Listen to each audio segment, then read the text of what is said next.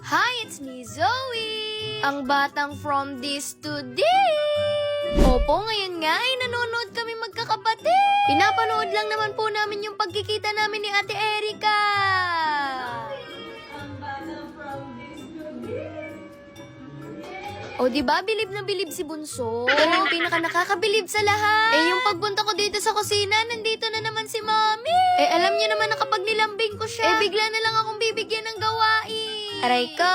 Pero okay lang naman talaga to sa akin. Kasi alam ko naman na kapag natapos namin to, ay may masarap na naman kaming kakainin, no? Opo, kasi gagawa kami ng baked sushi. Matagal ko na rin tong nire-request kay Mami, pero buti na lang napagbigyan tayo.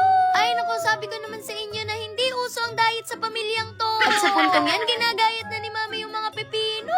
Tapos nilagyan na rin ng mainit na tubig itong crab stick. At hindi makukumpleto yung baked sushi natin kung walang mangga. Ewan ko na lang talaga kung hindi pa maging healthy to, no? At dahil medyo malambot na rin itong crab stick, inalis na ni Mami yung tubig. Opo, at tinuro na rin sa akin ni Mami kung paano himay-himayin to. At pinagsama-sama na rin nga po pala namin sila para mamekos-mekos na. Aminin nyo, hindi pa siya nabibig pero mukhang masarap na.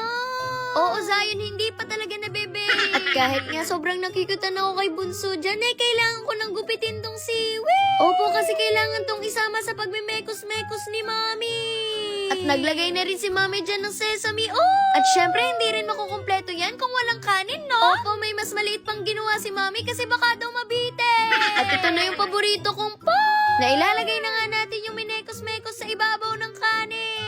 Sa totoo lang, ang dami ko na talagang natututunan kay Mami. Pero pagdating kay Daddy, tawa lang ako ng tawa. Kasi para talaga siyang comedy na nagkatawang tao, no? At ito nga, seryoso na ulit kami ni Mami. At ang itsura nga namin dyan ay para kaming gumagawa ng group project. Tapos gusto namin ng mataas na grade. Hoy, Zoe, ang dami mong alam. Opo, pero mas marami yung cheese na nilagay ni Mami. At sa puntong yan, nilagay na rin ni Mami yung ginupit-gupit kong siwi.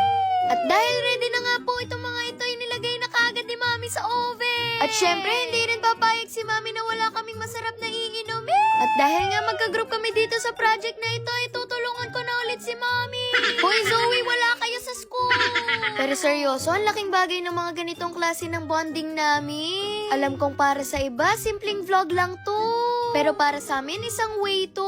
Para mas lalo naming maramdaman na pamilya kami.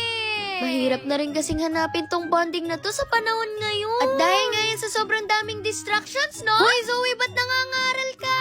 At ito na, luto na yung baked sushi natin. At maniwala kayo sa akin. Kapag sinabi kong amoy pa lang, ang sarap na. Ay, naku, gano'n kaya karami yung makakain ng kapatid kong si Zion, no? At gusto ko na rin po kagad mag-sorry kung mapapanood nyo to ng alangang oras. Pero kung hindi rin naman po kayo nagda-diet, alam kong kaya nyo rin tong gawin sa bahay. Itadakimasu! Hoy, Zoe, hindi ka gagano. Grabe, sobrang sarap niya. At sobrang init niya rin, no? Pero 10 out of 10 pa rin talaga yung mga luto ni Mami. Ayun lang.